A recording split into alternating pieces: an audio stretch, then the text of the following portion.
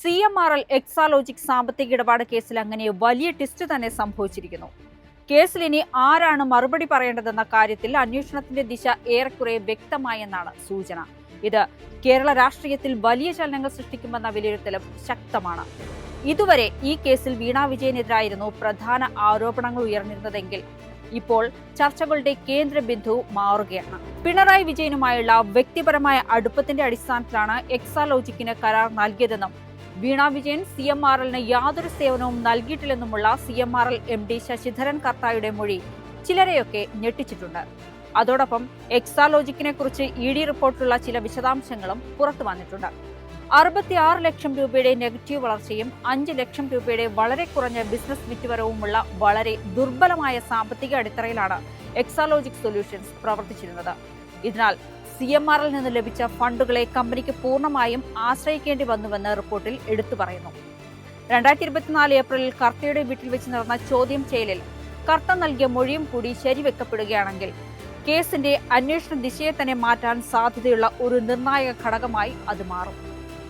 CMRL Exalogic സാമ്പത്തിക ഇടപാടുകളിൽ തനിക്ക് ഒന്നും അറിയില്ലെന്നാണ് വീണ കഴിഞ്ഞ മാസം എൻഫോഴ്സ്മെന്റ് ഡയറക്ടറേറ്റിന് നൽകിയ മൊഴി. രണ്ടു കമ്പനികളും തമ്മിൽ 2017 മുതൽ 2021 വരെയുള്ള കാലയളവിൽ നടത്തിയ 2.78 കോടി രൂപയുടെ കൺസൾട്ടൻസി ഫീ ഇടപാടുമായി ബന്ധപ്പെട്ട ചോദ്യങ്ങൾക്ക് വ്യക്തമായ മറുപടി പറയാൻ അന്നും വീണയ്ക്ക് കഴിഞ്ഞില്ല. ഇപ്പോൾ ഇരുവരുടെയും മൊഴികൾ ചേർന്ന് പോകുന്നതാണെന്നാണ് അന്വേഷണ ഉദ്യോഗസ്ഥരുടെയും കണ്ടെത്തൽ. അതായത് യഥാർത്ഥ പ്രതി വീണയല്ലെന്ന ഷോൺ ജോർജിന്റെ പരാതിയെ ബലപ്പെടുത്തുന്ന തരത്തിലേക്ക് കാര്യങ്ങൾ നീങ്ങുന്നുവെന്ന് വ്യക്തം. കേസുമായി ബന്ധപ്പെട്ട് ED പിണറായി വിജയന്റെ വീട്ടിൽ നടത്തിയ റെയ്ഡ് വീണയെ പ്രതി ചേർത്തതുകൊണ്ട് നടത്തിയതാണ് എന്ന് പറയുമ്പോഴും യഥാർത്ഥത്തിൽ ലക്ഷ്യം പിണറായി തന്നെയായിരുന്നുവെന്നാണ് വിലയിരുത്തൽ.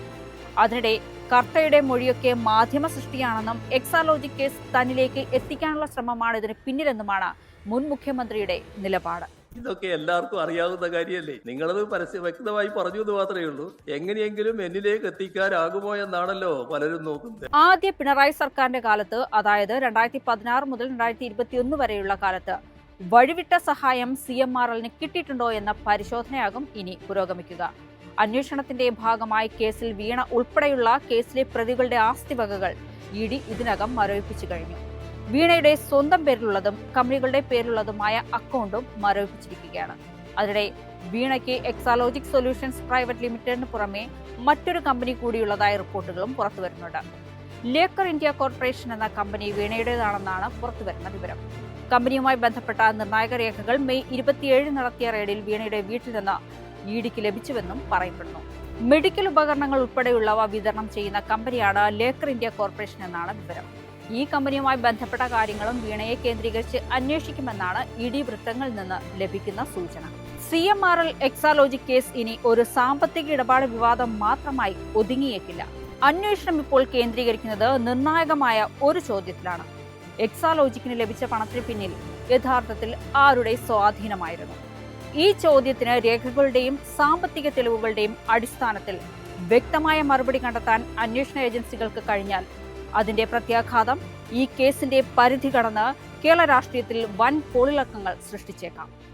ഓരോ പുതിയ വെളിപ്പെടുത്തലും കേസിന് പുതിയ വഴിത്തിരിവുകളാകുമ്പോൾ അന്വേഷണത്തിന്റെ അവസാന ഘട്ടം ഏത് ദിശയിലേക്കാണ് നീങ്ങുന്നതെന്ന് ഉറ്റുനോക്കുകയാണ് രാഷ്ട്രീയ കേരളം. എളുപ്പത്തിൽ സമ്പാദ്യം വളർത്താം. ഇന്ന് തന്നെ മൈഫിൻ TV ആപ്പ് ഡൗൺലോഡ് ചെയ്യൂ.